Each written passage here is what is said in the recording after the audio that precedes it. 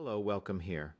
Have you ever found yourself in a moment where the world feels utterly out of control? Perhaps it's the gnawing anxiety about a future that seems to slip through your fingers, no matter how tightly you try to grasp it. Or maybe it's the quiet ache, the sting of someone else's careless words, making you question your worth, that crushing feeling of powerlessness when sudden misfortune strikes, leaving you adrift in a sea of questions, that tightness in your chest, the racing thoughts, the silent screams within. It is in these moments that we often wrestle with a primal misunderstood force, anger. For most of us, anger is an unwelcome guest, a disruptive force we're taught to suppress, to manage, or to simply wish away. We see it as a destructive fire, burning bridges, creating chaos, a mark of But what if I told you that this very emotion, often demonized and feared, is not your enemy, but a powerful ally? What if anger, when understood and harnessed, could be the most profound catalyst for change in your life? A signal, a compass, a force that when properly channeled can illuminate your path, define your boundaries, and empower you to build a life of integrity and purpose. Today, we're going to embark on a journey to demystify anger, to strip away the cultural conditioning, and discover how this potent emotion can become a profound gift, a tool for transformation, explained through the lens of psychology.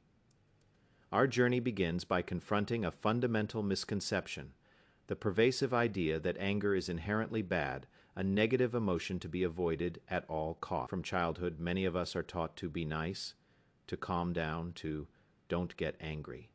Society often equates anger with aggression, irrationality, or a loss of control. Think about it. When someone loses their temper, what is the immediate reaction? Often it is judgment, fear, or an attempt to pacify. This societal narrative paints anger as a flaw, a weakness, something to be ashamed. We internalize this, believing that a good person doesn't get angry, or at least doesn't show it. This belief is a deep-seated problem because it prevents us from truly understanding what anger is trying to tell us. It forces us into a state of emotional denial, where a powerful part of our internal experience is labeled as unacceptable. The concept we need to embrace is this: anger is fundamentally an information signal.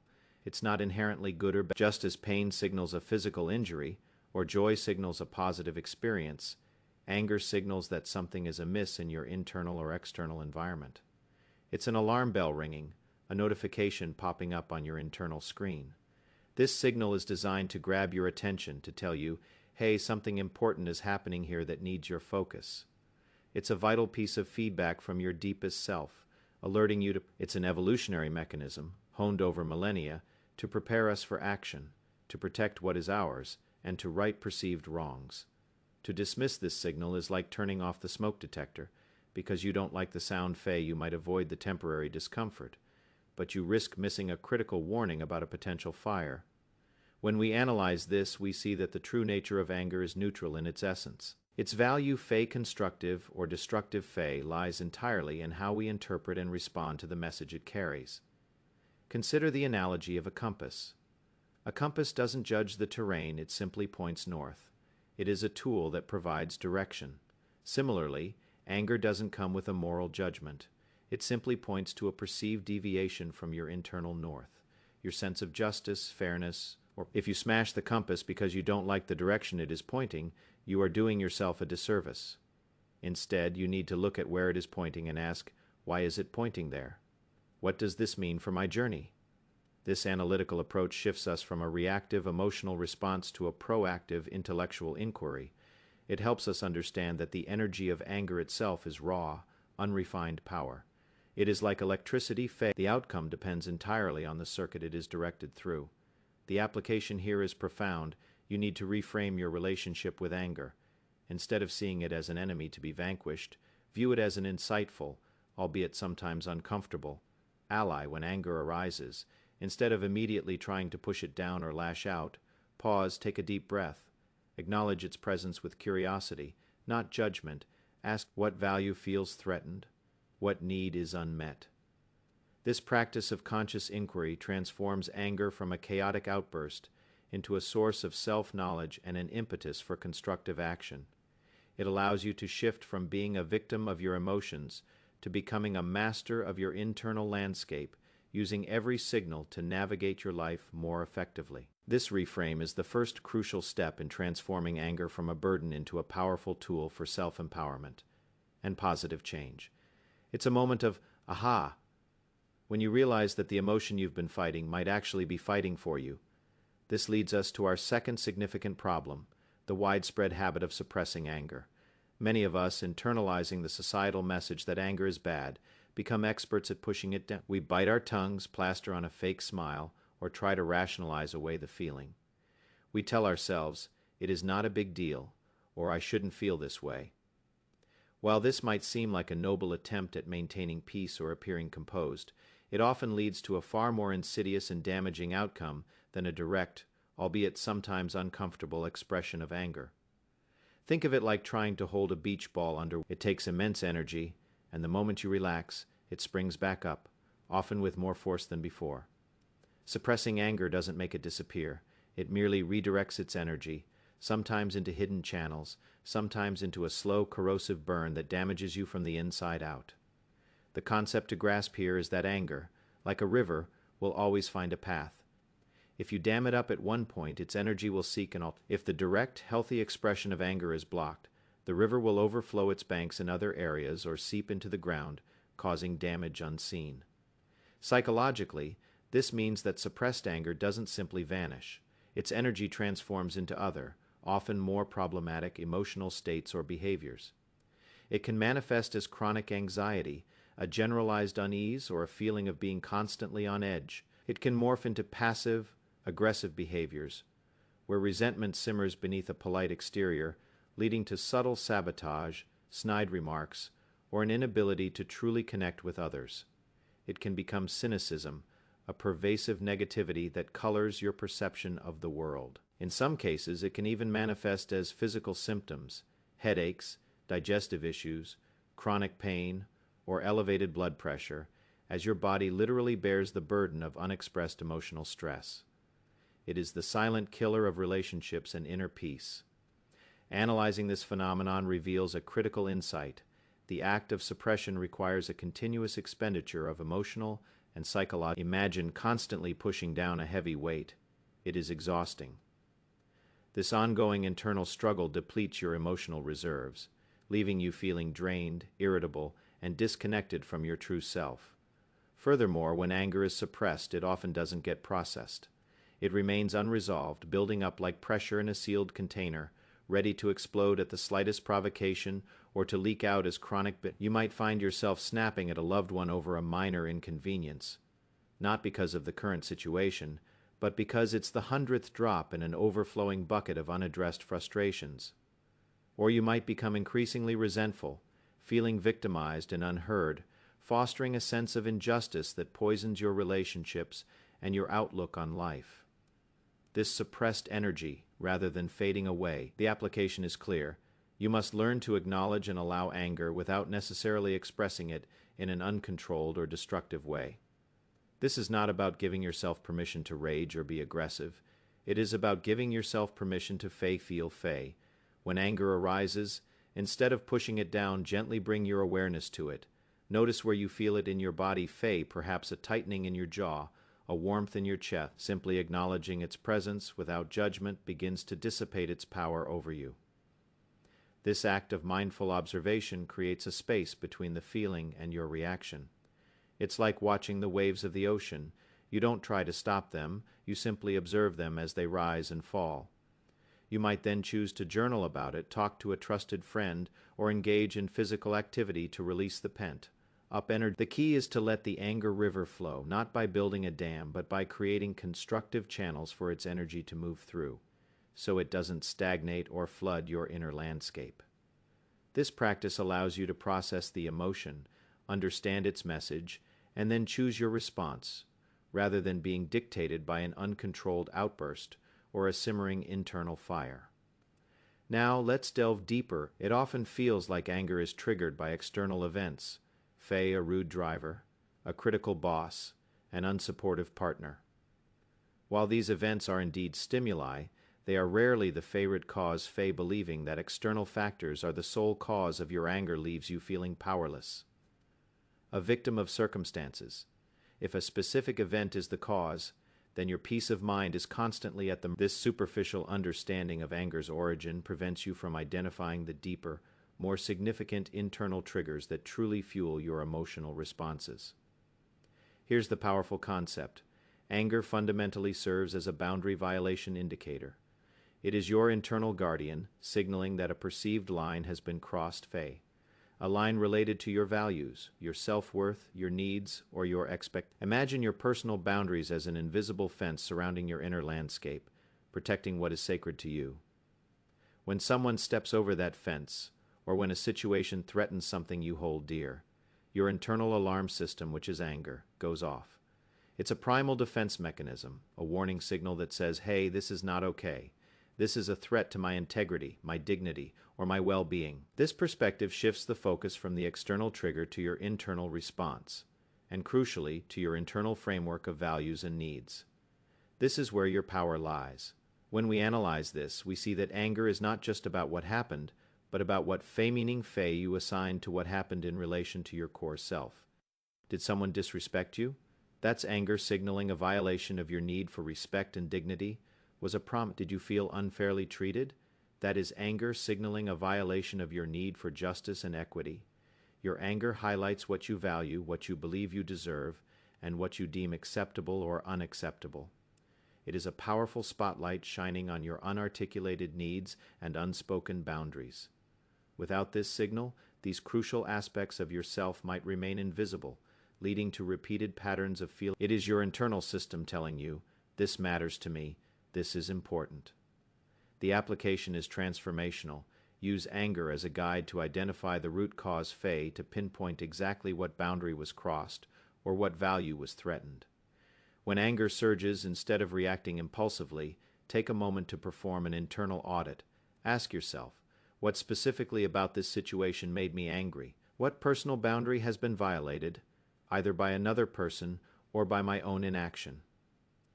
This introspective process allows you to move beyond the surface, level irritation, and uncover the deeper psychological truth. For instance, if you are angry at a colleague who constantly takes credit for your work, the root cause isn't just their behavior. It is the violation of your need for recognition and fair play. Once you identify this, you can then articulate this need and set a clear boundary, rather than just stewing in silent resentment. This isn't about blaming, but about understanding. It is about empowering yourself to recognize your deepest needs and learn how to protect them, using the energy of anger as the initial impetus for this crucial self-discovery. Moving forward, let's address the common trap of reactive anger versus we lash out, make impulsive decisions, or engage in behaviors we later regret.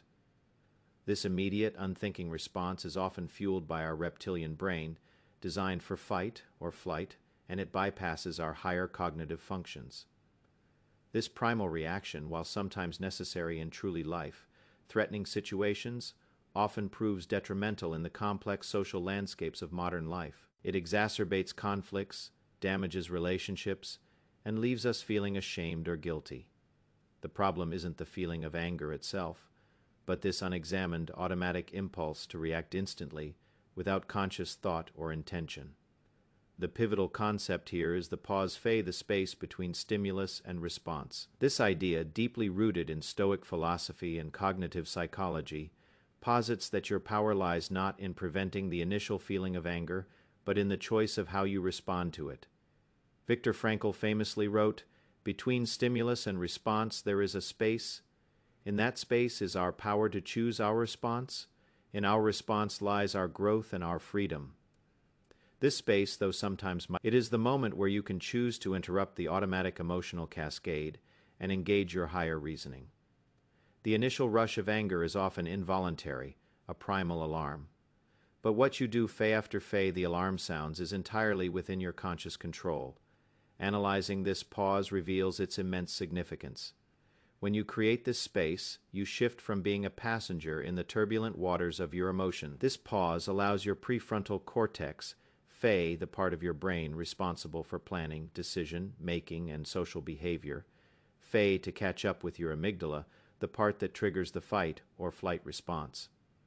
Without this pause, the amygdala hijacks your rational mind, leading to emotional floods. With the pause, you gain clarity. You can evaluate the situation, consider the consequences. It is the difference between blindly swinging a hammer in frustration and carefully placing a nail with precision. This moment of reflection allows you to consider not just what you feel like doing, but what you should do, what is most effective, and what aligns with the person you aspire to be. The powerful application here is to cultivate mindful awareness and intentionally create this space for reflection. When you feel anger starting to rise instead of immediately reacting, try these simple yet profound techniques. Take 3 deep, slow breaths. This simple act physically interrupts the stress response, signaling to your body that you are safe and can calm down. Or mentally label the emotion, "I am feeling anger right now." This act of labeling creates a cognitive distance, allowing you to observe the emotion rather than being consumed. This isn't about suppressing the anger, but about delaying the reaction long enough for your rational mind to engage. This practice empowers you to choose a constructive, deliberate response rather than being swept away by an impulsive one. It's about being mindful of your anger, understanding its message, and then choosing how to act, ensuring your actions are in alignment with your best self, not merely a knee-jerk reaction. For too long, we focused on anger's destructive capacity, overlooking its inherent power to build, to motivate, and to transform.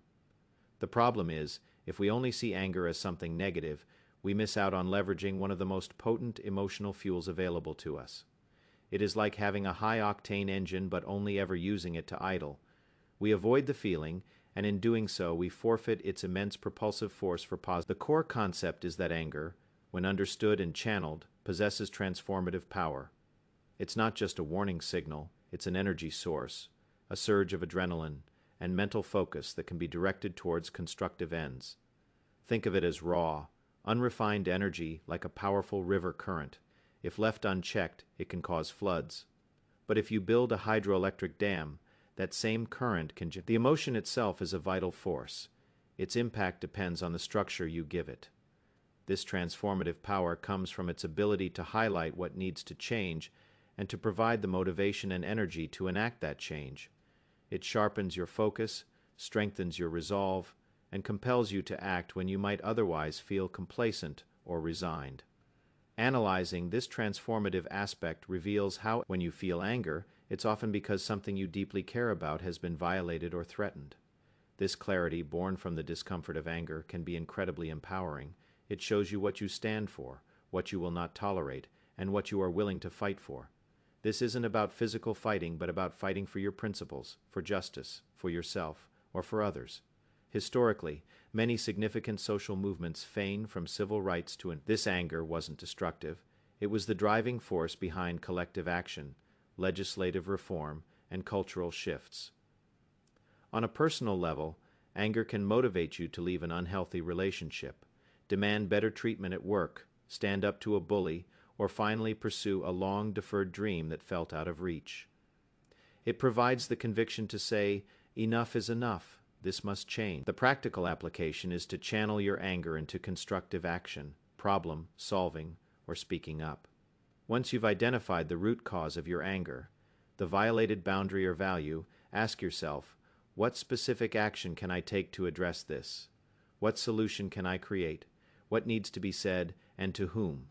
For example, if you are angry about a systemic injustice, your anger can be if you are angry about a personal boundary violation, your anger can fuel an assertive conversation, a decision to create distance, or a commitment to self-care that reinforces your worth. The key is to direct the powerful energy of anger outwards, not as an indiscriminate explosion, but as a focused beam of light illuminating the path to resolution. Instead of letting anger consume you, let it inform you, motivate you. If you are finding these insights helpful, and you are ready to master your emotions for a more empowered life, consider subscribing to the channel and hitting that like button. Your support helps us bring more profound wisdom and practical psychology to a wider audience. Let's move to understanding your unique anger profile. We often treat anger as a monolithic emotion, but it actually manifests in various forms. The problem is, if we don't differentiate between these forms, we apply a one-size-fits-all solution, which often proves ineffective or even counterproductive. For instance, The anger you feel when someone cuts you off in traffic is different from the anger you feel about a deeply ingrained injustice or the simmering resentment towards a loved one. Lumping them all together prevents accurate self-diagnosis and effective emotion. The crucial concept here is that different forms of anger such as righteous anger, frustrated anger, or resentful anger each point to distinct underlying issues. Righteous anger, for instance, often arises when you perceive a significant injustice, a violation of universal moral principles, or harm done to others. It often comes with a sense of clarity and a call to action. Frustrated anger, on the other hand, typically stems from unmet expectations, obstacles to your goals, or a feeling of helplessness in a specific situation. It is often directed at circumstances or yourself. Resentful anger is a slow burn, often developing over time due to repeated perceived slights, unacknowledged contributions, or unresolved grievances. It tends to be directed at analyzing these different profiles allows for a more nuanced and effective response. When you differentiate, you can ask more specific questions. For righteous anger, the question might be, what principle or value is being violated, and what constructive action can I take to uphold it? This type of anger, when channeled, is often the most socially productive. For frustrated anger, the questions are, what is blocking my path? This form of anger often leads to problem solving or a recalibration of expectations. For resentful anger, the critical questions are, what unspoken grievance am I holding on to? What conversation do I need to have, or what boundary do I need to set? Am I holding on to this anger because I feel disempowered, or because I haven't processed the past hurt? Resentment often indicates a need for deeper healing, forgiveness for yourself or others. Each form of anger is a unique message, and understanding its dialect is key to extracting its wisdom. The practical application is profound. Engage in self-inquiry to determine what kind of anger you are experiencing and what it is truly telling you. When anger arises, pause and observe its texture. Does it feel hot and impulsive, or cold and calculating? Is it a quick flash, or a persistent ache? By categorizing your anger, you gain clarity on its source and its purpose. For example, if you consistently feel resentful towards a family member, this introspection might reveal a pattern of feeling unappreciated. This realization then empowers you to initiate a difficult but necessary conversation, or to adjust your expectations and interactions to protect your peace. If you frequently experience frustrated anger at work, it might signal a need to develop new skills, delegate more effectively, or even consider a career change. This deeper understanding transforms anger from a chaotic, undifferentiated emotion into a finely tuned diagnostic tool, allowing you to address the specific underlying issues with precision and intention rather than just reacting blindly. This is where many people stumble, believing that expressing anger automatically means being aggressive, yelling, or attacking others. The problem is that while suppressing anger is harmful, uncontrolled, aggressive outbursts are equally, if not more, damaging to relationships and personal well-being. We often struggle to find the middle ground between bottling it up and blowing up. This lack of skill in assertive communication leaves us cycling between silent suffering and regretful explosions, never truly resolving the underlying issues. The core concept is to differentiate between assertive expression and aggressive outburst. Aggression seeks to dominate, blame, or punish, often violating the rights of others. Assertiveness, however, is about clearly and respectfully stating your need. It's about standing up for yourself without stepping on others. This distinction is crucial because it transforms anger from a weapon into a tool for understanding and resolution. Assertive communication recognizes that your anger is a message about your experience, and it aims to convey that message in a way that can be heard and processed, rather than immediately triggering defensiveness or hostility. Analyzing this difference, aggressive communication often uses you statements that sound accusatory. You always make me angry. You never listen. You are so disrespectful. These statements immediately put the other person on the defensive, shutting down any possibility of constructive dialogue. Assertive communication, on the other hand, relies heavily on I statements, focusing on your feelings and needs. I feel angry when X happens because I need Y, or I feel disrespected when you interrupt me, and I need to be heard. This shift in language takes ownership of your emotions and experiences, making the conversation about your internal state rather than an attack on the other person's character.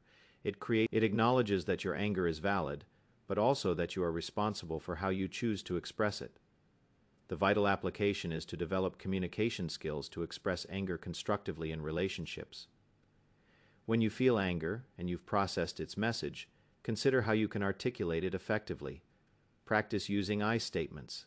For example, instead of "you made me furious by being late again," try, "I felt frustrated and unimportant when you were late again because I value punctuality and feel my time isn't respected." This communicates your feeling, the specific behavior that triggered it, and the underlying need or value that was violated. Choose the right time and place for these conversations, not in the heat of the moment, but after you've had time to cool down and reflect. Focus on the specific behavior. This approach fosters mutual respect, helps to clarify misunderstandings, and actually strengthens relationships by addressing issues head on in a healthy way. It's about building bridges, not burning them, by using anger's energy to inform and improve your interactions. Let's now consider a deeply psychological aspect of managing anger: the role of forgiveness and letting go.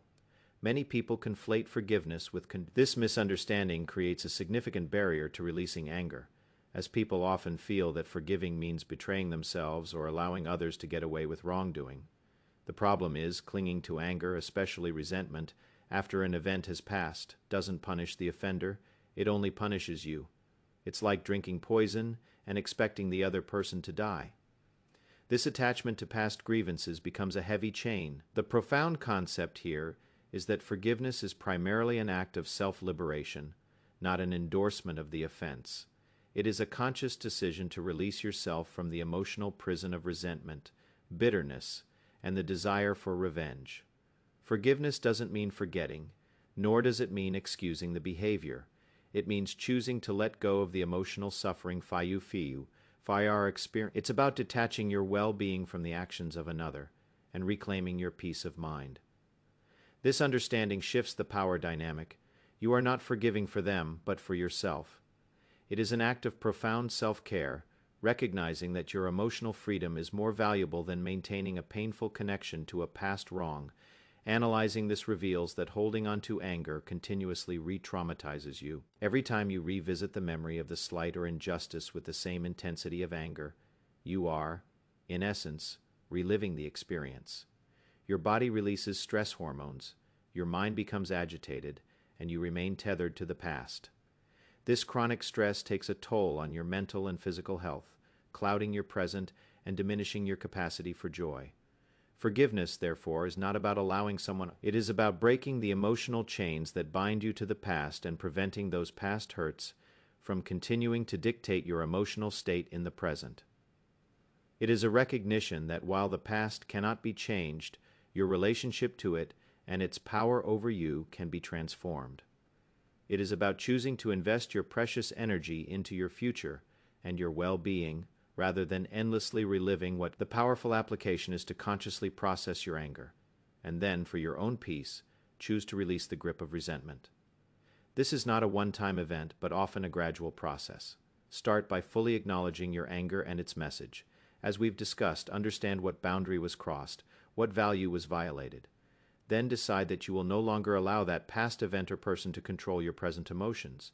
This might involve it might mean setting firmer boundaries with the person involved, or choosing to distance yourself from them if the relationship is toxic.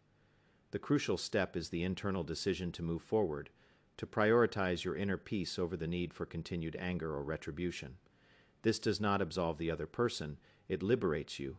It allows you to transform the burden of lingering anger into a profound sense of emotional freedom, paving the way for healing. Finally, let's explore anger's ultimate role as a teacher and a profound catalyst for personal growth. Too often, we see anger as an obstacle to growth, something to be overcome or eradicated. But if we adopt that perspective, we miss the invaluable lessons it has to offer. The problem is when we shut down anger, we also shut down a crucial feedback mechanism that points us towards areas in our lives that we remain stagnant, repeating patterns, because we refuse to listen to the uncomfortable truth: anger speaks. The concept here is that anger, when approached with curiosity and courage, serves as an invaluable teacher. It shines a light on the aspects of yourself and your life that are out of alignment with your deepest needs and values. It highlights where you need to grow, where you need to assert yourself, and where you need, just like a physical pain tells you that a part of your body needs attention. Emotional pain, like anger, tells you that a part of your psyche, a boundary, or a core belief needs examination. It's a call to self-reflection, an invitation to delve deeper into your internal world and understand the underlying dynamics that give rise to your emotional experience. It is not just a signal of a problem. It is often a pointer. Analyzing anger as a teacher reveals its power as a compass for self-improvement and setting healthier boundaries. If you frequently get angry when people dismiss your ideas, it might be teaching you to develop stronger self-advocacy skills or to seek environments where your contributions are valued. If you consistently feel angry about feeling overwhelmed and taken advantage of, it's a clear signal that you need to learn to say no to delegate. This anger isn't just a negative feeling. It is a profound curriculum designed to teach you about self-respect, assertiveness, and self-worth. It forces you to confront uncomfortable truths about your relationships, your career, or your lifestyle, and to ask yourself if you are truly living in alignment with your authentic self. It guides you to understand what is truly unacceptable to you and what changes are necessary. The ultimate application is to use anger as a compass for self-improvement and setting healthier boundaries. Instead of resenting its presence, embrace anger as a valuable source of information. After the initial surge, and once you've calmed down, engage in a reflective practice. Journal about your anger. What lesson is this teaching me? What change am I being called to make? What boundary do I need? Use the clarity and energy it provides to make conscious decisions about how you want to live your life. Perhaps it means having a difficult conversation with a loved one, finding a new job, or dedicating more time to self-care. It might mean reevaluating your core beliefs about what you deserve or what you are capable of. By actively listening to your anger, you transform a potentially destructive emotion into a powerful tool for you stop fighting your emotions and start collaborating with them, using their wisdom to sculpt a more authentic, empowered, and fulfilling life. It is the ultimate aha moment, realizing that your deepest frustrations are actually pointing you towards your greatest opportunities for growth. Finally, let's bring all of this together under the umbrella of cultivating emotional intelligence with anger. The journey we've taken today isn't just about managing anger. It is about mastering the full spectrum of your emotions, understanding their intricate dance, and using their wisdom to navigate the complexities of life with greater skill and grace. The problem is, many approaches to emotion focus on suppressing or avoiding negative feelings, leading to a superficial understanding of our inner world and an inability to truly we stunt our emotional growth when we segment our feelings into good and bad. The overarching concept is that understanding anger, with its nuanced signals and transformative potential, deepens your overall emotional literacy and intelligence. Emotional intelligence isn't about being perpetually happy or devoid of negative feelings.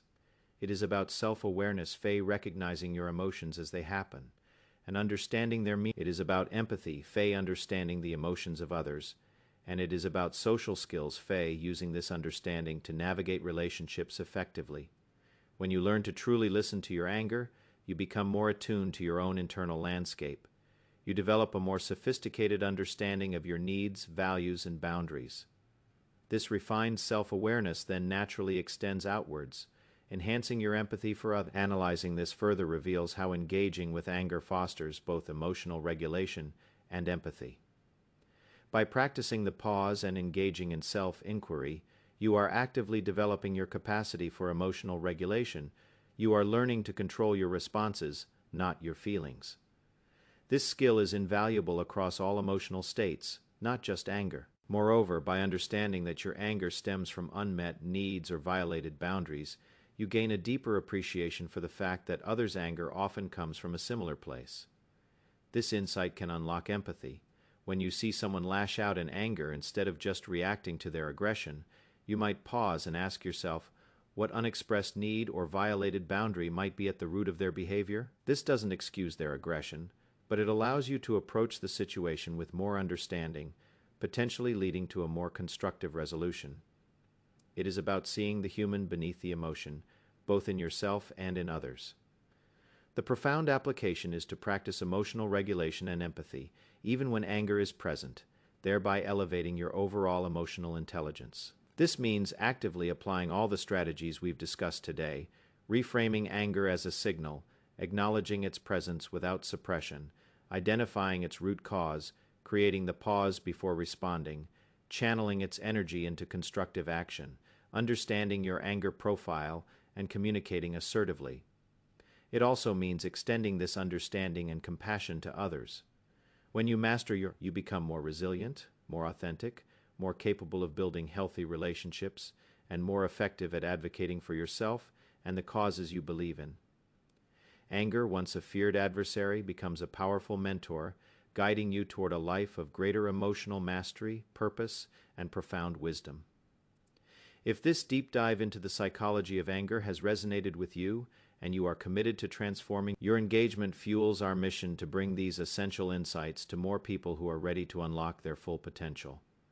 I hope today's sharing provides you with a new, profound perspective on an emotion often misunderstood, and offers you tangible tools to transform anger from a source of distress into a powerful ally for change and personal growth. Thank you for watching, and I look forward to our next conversation on this journey of self-discovery and